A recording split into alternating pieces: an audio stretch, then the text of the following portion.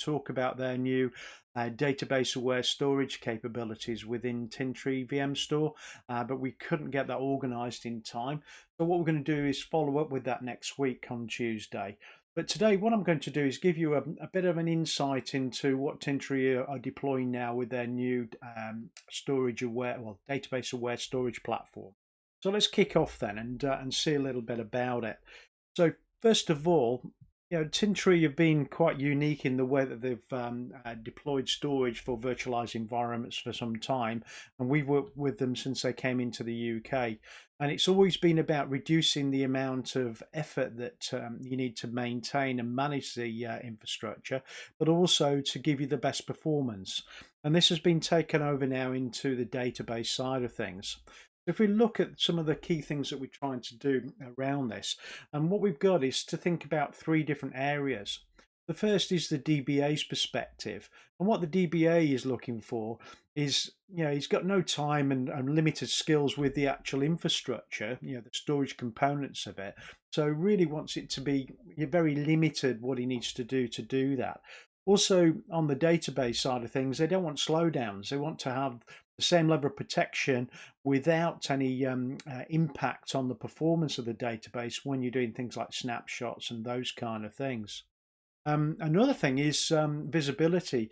It's quite common that the DBAs have very limited visibility of the underlying infrastructure and the performance of the databases. All they can see is the actual structure of the data in itself and access the database itself. And what tends to happen is most storage platforms are over provisioned to ensure there's enough performance, which can be a bit of an issue because you run out of capacity quite quickly because you're over committing the amount of storage that you need for it. And I think the other thing is it needs to be predictable. So they need to understand that when they deploy a new database, that they're going to get the performance they need from it, and also required for the specific type of database, whether that's customer facing, whether it's internal, and the way that the actual data then is presented to the application. Also, they don't want to be waiting around for other staff. They don't want to have to wait around for storage admins to add and manage storage so that they can deploy those databases into production, or even if they're actually putting them into position for test and development type activity. If we look at for the infrastructure admin's perspective, though, a lot of times they don't really have a good understanding of what's happening with their infrastructure, and it makes it difficult for them to do some decisions about what's required, also planning for future deployments, what capacity they've got, and also trying to optimize performance can be a challenge as well. If they've got performance issues, again, this tends to cause things like bottlenecks and hinders the performance of the databases and the applications that are using that. And again, they can cause over provisioning. And with that over provisioning, again, you run out of capacity rather rapidly because you're giving each database too much capacity rather than what it needs. Data protection tends to be a challenge as well, especially for the DevOps side. Trying to keep up with the requirements to protecting data in that space can always be very difficult. And also, a lot of times protection's done at a LUN level rather than at the database level. So it's not very granular in a traditional environment. Also, quality of service, and quality of service comes in two ways. One is, we don't really want to have to do a lot of work to ensure we're getting good quality of service. But also, if we've got workloads that may be for test and development work, we don't really want to impact production environments with those databases as well. So having the ability to effectively pull back performance and limit the quality of service for some of those test and dev environments so we don't impact production is a good thing. And finally, from a planning perspective, it's quite difficult to predict, what you're going to need for the future. So having the ability to actually look forward 18 months based on your organic growth, or potentially, model off what you're going to be, maybe 4 times the amount of database you currently have in that period of time to understand what capacity you're going to get, and also the performance metrics you get from it are a good thing as well from that infrastructure admin's perspective. And then if we look at it from a developer's perspective, The development process can be limited while waiting around for people to provide capacity and infrastructure to be able to develop within. And also, it can also be slowed down by the development cycles by again waiting for things like copies and backups of those. From a DevOps perspective, they want it simple as well. They don't want complexity in the environment. So having one single storage pool that these databases go into makes it much simpler for them. They don't want to be waiting on admin staff to be able to have some capacity to launch new versions of their um, database. To be able to self-service would be a really good idea. And finally, on the development cycles, a lot of times they want to effectively refresh the data within a database or clone a database quickly. And having that ability themselves rather than to wait for admin staff to do that, again, is a positive thing when you're doing especially agile development cycles that most organizations are moving to. So, what is SQL integrator storage from a Tintri's perspective? So, first is giving a lot more granularity and innovative technology in that space. And it's designed specifically for virtual machines originally, but also taking that Tintri's experience and actually applying some of those real benefits into that SQL Server database piece as well adds greater value. Also, having it integrated directly with the SQL Server, so it's non-intrusive and not having any agents and things to be able to make it work, is a critical thing. Again, it makes it much simpler, the infrastructure, if you don't have to have agents or have any intrusive integration. But also automating the storage management for those databases and ensuring performance is a great thing, especially driving around efficiency, empowering the databases to be able to self-service and deliver a consistent user experience helps in this space again. Also, it runs on a VM store, which is an all-flash platform. So again, we get benefits of performance from that all-flash capability and also very low latency at high throughput. Always a benefit for database work. So let's have a look at it from a traditional perspective. If we've got storage in place using a traditional platform, we will have some kind of LUN level protection around that, and each database will be sat inside a particular LUN that has to be managed. But what we're trying to do is look at it from a VM level perspective. And what Tintri has always done is given us the capability to look at things at a VM perspective level, understanding everything around that virtual machine, metrics about its performance, and also using things like machine learning and artificial intelligence to understand the workload's requirements, which is a critical thing. But taking those databases and then moving to that database level and actually giving direct integration against that database at the storage level takes it to another position, and also giving us the ability to isolate performance around the database, not just at the VM level. So a lot more granular control of it, but also giving you granular control over the data protection things which we'll onto it. So let's have a look at some of the things that we'd be looking for. So one is unparalleled visibility. So having the ability to look not only at the virtual machine, but actually each individual database and understand what's happening to it. Also getting insights into whether it's actually on the right platform, if it needs to be moved to a different storage platform, if you've got multiple Tintri units. This gives us a much more granular view of what's happening for the infrastructure. Self-service is a key thing, especially in a DevOps environment, because we don't really want the DevOps team to be held back while they're waiting for the infrastructure team to provide storage capacity, compute capacity. So if the actual DBAs and also the DevOps team can actually provision their own capacity for test and development pieces, and then seamlessly migrate that into production, makes life much easier.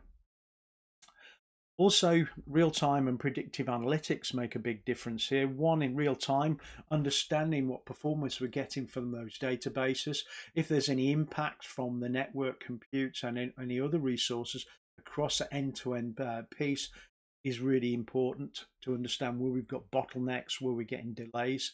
But also that predictive analytics, so we can actually look forward, especially with a production environment, to understand what the organic growth looks like and how we're going to use up our storage capacity, and also the performance capacity, as well as the actual physical capacity we're utilizing, helps us look forward around 18 months, so that it's not guesswork when we're looking at our capacity management and planning. Also, predictable performance and quality of service are key to this as well, because we don't really want to guess whether we're going to get decent performance out of a new application when it's deployed. We want to ensure we're going to get the level of performance we need for that particular workload.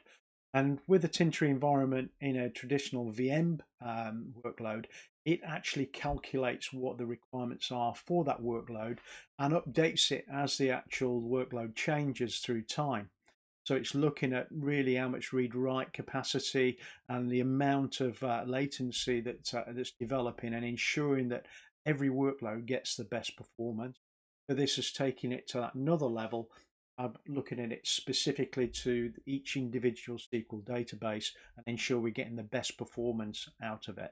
And this is affected sometimes by other workloads.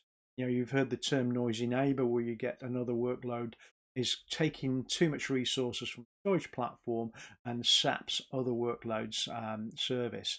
With Tintri, you don't get that, the traditional VM approach, but with the addition of the SQL integration, again, each individual database does not impact any others depending on that they're taking, and it's calculated in real time. But also, that also is quality of service, is ensuring you're getting that right level of performance. But again, if you want to manually set those, you can actually restrict performance for particular test and development workloads, so you don't impact your production environment. But also at that database level, we want to have much more control and efficiency on it. So we were looking at it per database, looking at insights per database, looking at the analytics of that database growth and throughput activity, looking at data protection, also cloning and recovery at the database level. So instead of protecting at a LUN level like you do in a traditional environment, we can actually snapshot with zero stun a database individually. We can clone that database if it wants to be used for, say, a secondary implementation, or if you want to clone it for dev and testing environments. And also you can recover an individual database rather than having to restore the whole of the contents of a LUN.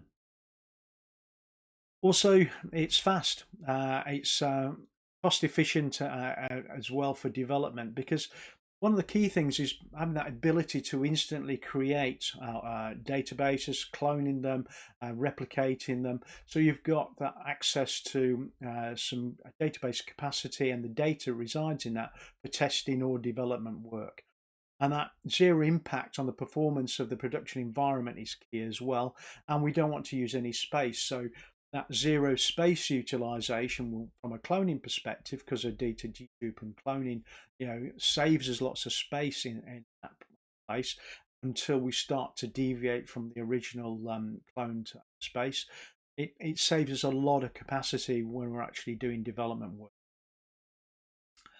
Also, zero disruption when we're doing this data protection. So we don't want to have any disruption to performance, so no stun of any of our workloads when we actually take our snapshots.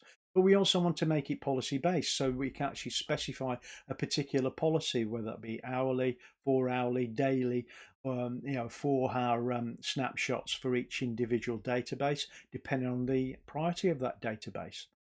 Also, we want to be able to recover again at a single level without impact on any of the other infrastructure that's there. Also, offloading any resource intensive activities. We want to be able to ensure that those production databases are getting the most amount of performance they can get, and also during maintenance, we don't affect any of the production workloads. If we look across into efficiency and insights, so one, we're looking at providing the easy storage to operate for a SQL Server database implementation. So we're not creating LUNs, RAID groups and things, and to be able to put those into. We want it to be as autonomous as possible for maintaining the actual storage and the databases that reside in them. So we're reducing the amount of time and effort that's required to actually maintain it. We're also looking at a system that provides visibility across those SQL Server infrastructures and the individual databases within those SQL servers. So we can actually understand exactly what's happening, and also from different levels, from the administrator's perspective, the DBA's perspective, and also from the developer's perspective as well. So they can understand exactly the impact of their code development. We're also looking at the most granular visibility, so not only understanding that database and the storage it consumes, but things around it, such as network latency, CPU, and memory characteristics from the load it's utilized. Again, most insightful database storage information as well, to understand the number of tables, how it's growing from a data perspective, to understand how much read-write activity there is, any latency that's being affected by the actual database itself. But also we want to be able to make better decisions and actions with those advanced analytics.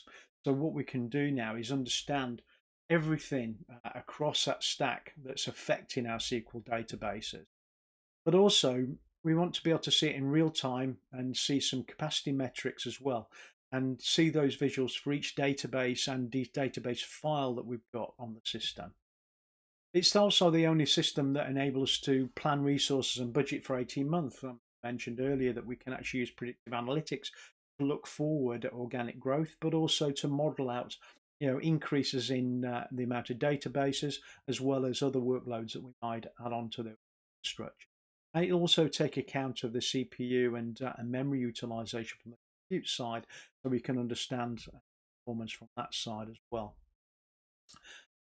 Also, we're trying to lower the capital expenditure for SQL database storage. And some of the things we get there is, one, it's the only database storage that directly see we don't need to over provision to deliver the right level of performance that's required for the databases. Traditional platforms, commonly you'll over provision by a factor of 2, if not greater, to ensure that we've got the performance characteristics we need for the databases. Also, it's the only platform that gives us that database level isolation, so we can protect it from a performance perspective at that database level, rather than at the SQL server level, or even at the data storage LUN level. It's specific to each individual database, not the LUN or the volume. So quite a lot of changes in what it can deliver. Around quality of service, we're looking for consistent quality of service, but not having to put any effort into doing that. So the system itself, it can isolate the SQL databases for consistent performance. It also can provide self-optimize and auto-tuning for those SQL storage components as well. So no work in tuning it to get the performance, it'll automatically deliver that.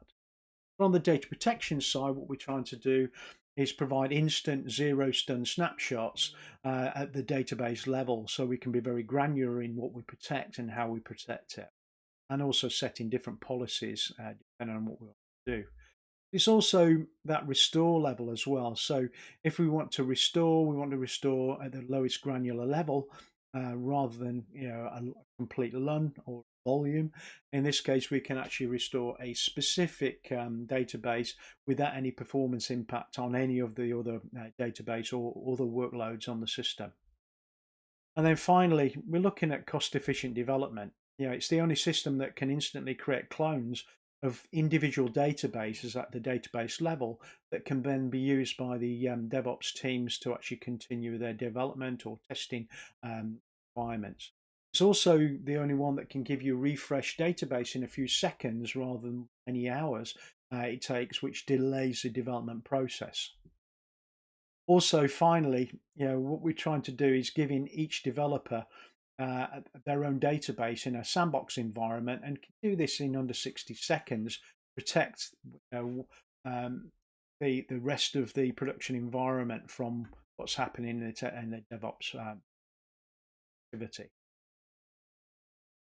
If we look at traditional environments, we're looking at tens, if not hundreds of LUNs, multiple RAID groups and things that are cutting into that capacity and reducing the amount of effective capacity that can be used. Within a Tintri VM store, that's not the case. The whole of the capacity there can be used and utilized. There's no RAID groups, there's no storage repository piece. It's one big chunk of storage that can be used by both VM workloads and also database SQL database workloads as well. So it's one big chunk. It makes it much easier to manage. Some of the key things that came over from what VM Store could do traditionally is this workload isolation and dynamic performance. So the artificial intelligence and machine learning is looking at each of those databases and workloads to ensure that each of them is optimized to give the best performance.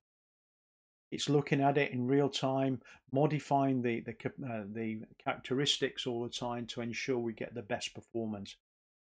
If we speak to most customers who've worked with Tintri, you'll find that most of them never really touch it. They just leave it to do its work in the background.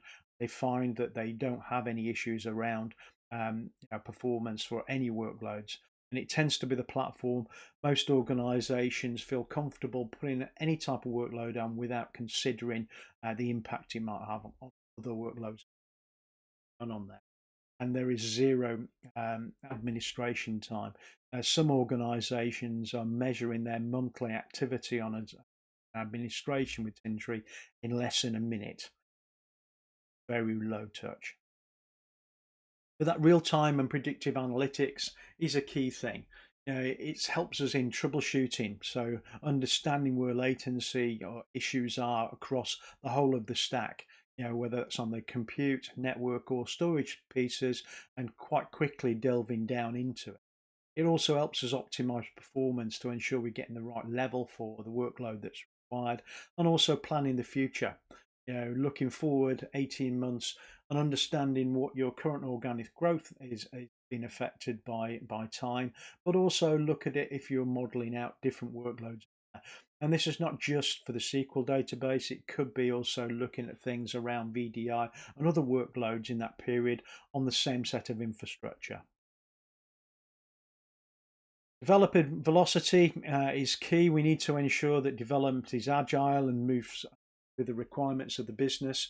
So having this database level cloning capability for that development process, so you can actually create sandbox databases they can work on in that development and testing environments, but also integrates with those DevOps and CI/CD tools. A part of that process, and automation is critical as well. Also, hands-free operations, especially around things like protecting databases. In a conventional storage, there are many things and decisions that need to be made, to be able to protect it. Within a SQL piece, all it is we want to protect a particular database. We set a schedule, and then that database is protected from then on. We can also then replicate that database to another site if we've got site environments, quite simply as well at the database level. It makes it really much simpler to do. So the key things with this new release of SQL Integrator Storage, it's providing operational efficiency insights, it's delivering better decisions and actions with advanced analytics, and AI Ops is becoming a real big thing within organizations that are moving towards digital transformation of their infrastructure. And having this AI Ops capability built into it, giving you insights into what needs to be done and how, rather than just telling you there's a problem, makes a big difference. Non-disruptive data protection is critical. We need to be able to protect during the daytime. Gone are the days that we did overnight backups and stores when we needed to. The ability to protect data in real time throughout the day, so we've got very little data loss. So our our recovery windows are smaller as well, makes a big difference to an organisation. We're looking to lower CapEx costs, especially for SQL Server databases, by reducing the amount of capacity required so we're not over provisioning makes a big difference in that. But also that performance, having that consistent performance with the auto quality of service gives us a lot more confidence in the way we deploy, but also guarantees that those applications that are deployed are giving the business what they need. But also that cost-effective development piece is critical as well. So we need to ensure that we're moving quickly in our development. We can refresh databases so we can test with different sets of data as we move forward and ensure that the system is delivering what's required.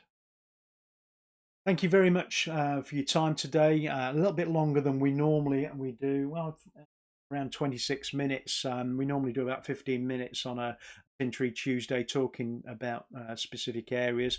But I think really today it's quite important to understand the specifics of this new release and how it will impact organisations. And I think it's a major step forward. Yeah, and these databases can be mounted on the Tintri unit not only via a virtual machine but from a physical workload using a SMB3 mount point on the Tintri. So you can run physical SQL Server workloads with the databases stored on there, or you can run a virtual machine SQL Server with the actual database on VM store as well. So it gives you a lot of flexibility in the way that you do.